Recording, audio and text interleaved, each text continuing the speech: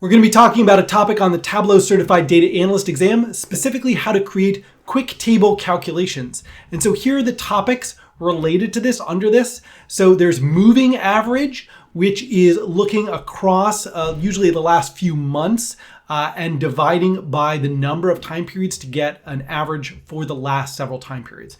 That's moving average, then percent of total. Then we'll be looking at running total. We'll look at difference and percent of difference, then percentile, and then finally compound growth rate. So those are all possible with Tableau's quick calculation feature. And so we're going to be taking a look at that. These are all quick table calculations. So pro tip, if I'm going too quickly or too slowly, please adjust the speed of the video as needed. And so now I'm just going to, before I get into the demo, going to just show the documentation for quick table calculations. And so it lists out all the different types of quick table calculations you can do in Tableau. And so now I'm going to get into the demo, switching over to Tableau. I have the Superstore data open here. And so the first one I want to look at is moving average. And so to do that, I think it's best to have like a time period and also a measure. So I'm going to add sales and then order date, and I'm going to do order date by month. So I've got order date by month here. And so this is just giving me the order date for each month. And so what I want to do is average three values together. So here I have like 38,726, 11,951, and then 18,174. And I think actually I'm going to switch it over to a text table so you can see this a little bit better. I'm going to make it long, and I'm going to duplicate sales so that you can see what it's like before I do the moving average and also after I do the moving average. And so now I'm going to do my quick table calculation on the second column, the copy of sales. Let's see, wish I could get that. Yeah, there we go. I'm going to make that a little wider. Right click here, do quick table calculation, and then I'm going to do moving average. And I'm going to look at what moving average settings I have here. So let's see, under compute, quick table calculation, moving average. There is a way to check edit table calculation. So I see that what it's doing here is it's taking the average of the previous two values and the current value. So for example, we have 14,237, 4,520, and then 55,691. And those three values here are averaged to get this value of 24,816. And then when we go to the next value, April, we're looking at February, March, and April and taking the average value of these three, and that gives us this 29,502. So the way this works is the sales value is added up for each month, and so we get a total sales for each month. And then the table calculation, the quick table calculation, is doing a second calculation on the basis of those results. So we have, for example, 14,237 in sales for January, 4,520 in February, and then 55,691 in March. And those three values are added up and divided by 3 to get this value of 24,816. And if I take another example, this value of 44,300 is the average of these three. And so I can change what numbers I use for the average by going to edit table calculation. And so if I just said, I'm just going to use the current value, right? If I just use no previous, no next, just take the current value, that's just going to give me the average of one value, which is just the same value. I could do the current value and the previous value like this. And so now I'm averaging 4,520 and 55,691 to get this value of 30,105, right? So you can change which values you use in calculating the moving average. Now, if there is no previous value, it will just use all the values that are available. So if for example, this 14,237 is just the average of this one value. And then this second value here, 9,378, is just averaging these two. But then once we get up to the third month, now we're able to use all three in our average. So that's a couple different things about moving average. It's handy if you want to sort of smooth out the bumps from month to month. So if you compare, if I switch it over to a graph here, you can see that the moving average of sales is smoother than this kind of more up and down, more spiky sales by month. The moving average is going to kind of smooth out those extremes. So that's the first table calculation to take a look at. Next is percent of total, which I think may be the most frequently used one of all. So I'm going to remove one of these like this. and put it back like that. And then maybe I'll switch out month for segment like this. So undo, Control Z. I'm going to move segment over here. See if I can replace the month of the order date. I'm going to take this out for now and put sales copy back in like this. Okay, so now I see the total sales for each segment. And I want to know not what the total sales are, but how that contributes to the overall. So what percent of sales are coming from consumer, from corporate, and from home office. So it looks like the biggest category is consumer, so that's going to be the highest percent. So if I take 1.1 million and divide by the total sales, what percent is it? So to do that, I would just click here, quick table calculation, and say percent of total. And so now I see consumer contributes 50.56% of sales, corporate contributes 30.74%, and then home office contributes 18.70%. So this is what percent of the total sales. And we can do this. There's different options with these quick table calculations. So if I had segment and then also maybe see category.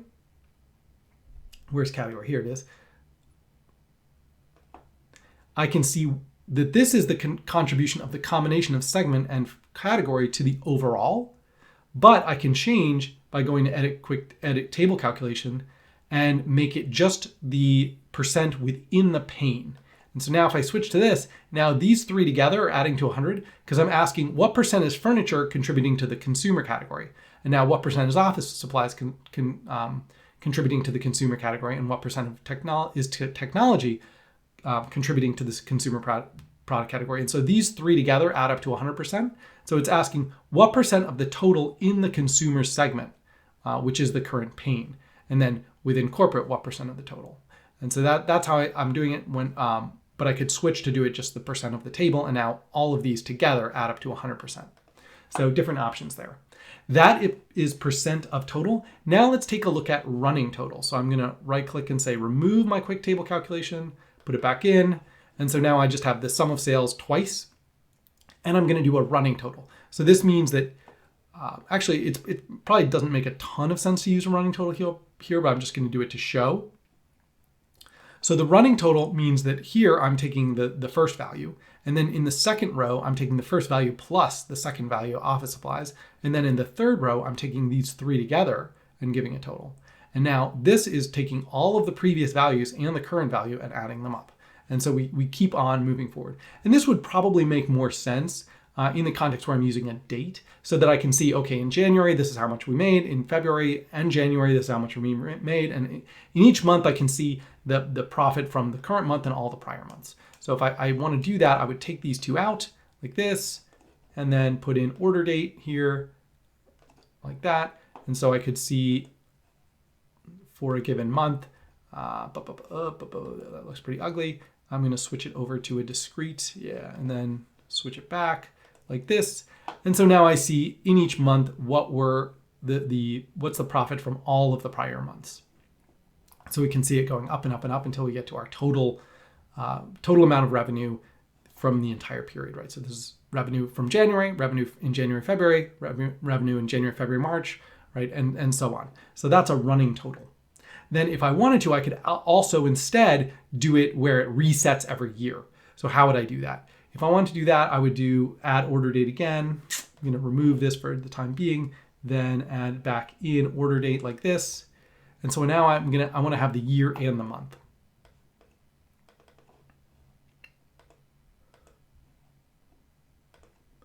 And so now I'm going to switch back on my running total, but I want to have it reset every new year. So I'm going to do edit table calculation, and now I'll do it by the pane. And so now every time I get into a new pane, so this is a pane and this is a pane, when I get into a new pane, I start over. So I'm going up, up, up, up, up, up, up. Now I'm just using January 2015, January and February 2015, and so on. So this shows me the running total for the current year. So that's a couple things with running total. Now I'm going to look at difference. So if I want to compare the current month to the prior month, I can do that using, instead of quick table calculation, I'm going to do difference. And so this will say, okay, well, in February, we were almost $10,000 less than in January. In March, we were almost 51,171 more than in February. So it's just doing a comparison with the prior month. And so this is saying we're negative compared to the prior month, we're negative compared to the prior month, we're positive compared to the prior month. And so that's the absolute difference, or we can do the percent difference. So that's going to switch over to percent difference. And this is going to say we went down 68% compared to the prior month. We went up at that 1,132% compared to the prior month.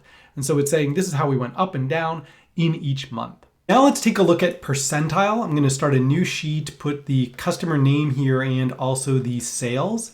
And I'm going to put sales again. And then I want to see the percentile. So this will basically say, what is percentile? It's saying the percent of the customers that have a sales that is below the current value. So if you're in the 99th percentile, that means 99% of people had a lower total sales than you did. So I'm going to do quick table calculation and then percentile. And so this says that this guy, Aaron Bergman, with $886 in sales, he's in the 17.8 percentile. So 17.8% of the population spent less than he did. Whereas if I sort this ascending, you see that Sean Miller's at the 100th percentile because no one spent more than he did. Whereas like Greg Tran here, he's at the 98.6 percentile. So 98.6% of the customers spent less than Greg Tran, right? So if you're a top spender, you're going to have a very high percentile. So that's percentile. And again, with all of these, I can edit the table calculation to adjust so that, like, you know, if I had a pane, I could make it the percentile within that pane, right? So for example, if I added customer segment, I think that's here. And so I want to see within the consumer segment, what's the percentile? So then I just do edit table calculation and do it in the pane. And so now I see Raymond is the top person in the consumer segment. Whereas if I go down to a different segment, home office, I'll see a different person, right? Sean Miller's the top for the home office segment. And so it might be that within this, the top guy here is 25,000. Within corporate, we'll see if it's higher. Here's corporate. And so it turns out in corporate, actually, it's lower, right? And so, you can kind of compare by segment. I could move it over here. No, that doesn't look good. So basically the percentile is calculated within the segment when I make that change. So that's that one. The last one to look at is compound growth rate. And so this is looking at change over time. So for example, the change in sales by year. So if I switched over, the way this is calculated is a financial metric that measures the average annual growth rate of an investment over a time period. And so it's a financial metric. I haven't personally used this myself, but it's on the exam. So I'm just going to cover it here so I can do these two calculations, put them like this side by side. And now I'm going to switch over to using this compound growth rate like that. And so this is different from the percent difference. It's a different calculation, financial metric. And so those are all of the quick calculations that I want to look at today. We'll be covering other calculations in later videos.